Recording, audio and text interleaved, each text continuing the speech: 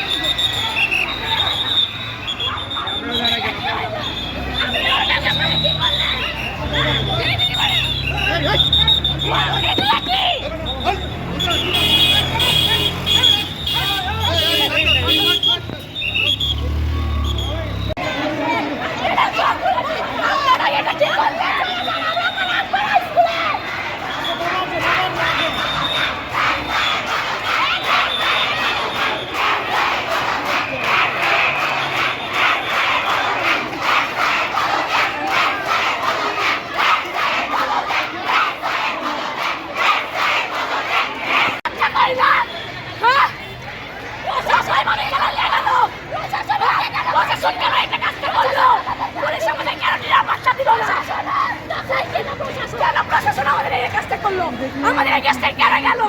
আমাদের সুস্থ বিচার কেন করতে দিল না?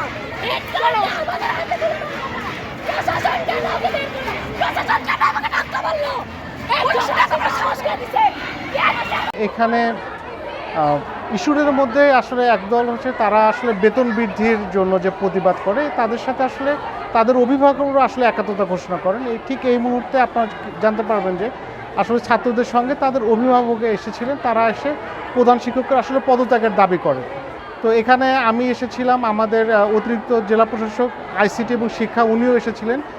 উনি আসলে আমরা ওনাদের বক্তব্য শুনলাম, অভিভাবকদের বক্তব্য শুনলাম, তাদের ছাত্রদের বক্তব্য শুনলাম। তারা জেলা প্রশাসক মহোদয় বরাবর একটি লিখিত অভিযোগ দিয়েছেন এবং এডিসি আইসিটি উনি বলেছেন যে উনি জেলা প্রশাসক মহোদয় স্যার বরাবর এটি তাদের যে অভিযোগটি স্যারের কাছে পৌঁছে দেবেন এবং একটা তদন্ত কমিটি হবে এবং ওনারা তদন্ত করে বিষয়টির সিদ্ধান্ত নেবেন। আর এ পর্যায়ে আসলে পরিস্থিতি এখন স্বাভাবিক। যারা ছাত্র ছিলেন, অভিভাবক ছিলেন, তারা আসলে এটার সাথে একাত্মতা ঘোষণা করেছেন।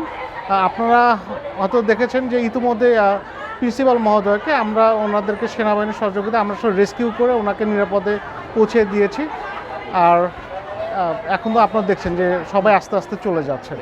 এখন শিক্ষার্থীদের মধ্যে এক ধরনের কিছু শিক্ষার্থীরা তাদের নিরাপত্তাজনিত বিষয় নিয়ে আসলে শিক্ষার্থীদের মধ্যে আর একটা অভিযোগ আছে যে দশম শ্রেণীর ছাত্রীরা যারা আন্দোলন করছেন তাদেরকে মারধর করেছেন।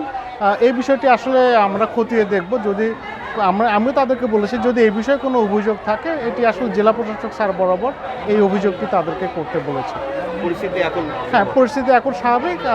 ছাত্র এবং গার্জিয়ানও তারা যার যার বাসায় চলে যাচ্ছে। হয়তো আর অল্প কিছুক্ষণের মধ্যে আমাদের এই রাস্তাটি আমাদের নিয়ন্ত্রণে চলে আসবে। ধন্যবাদ।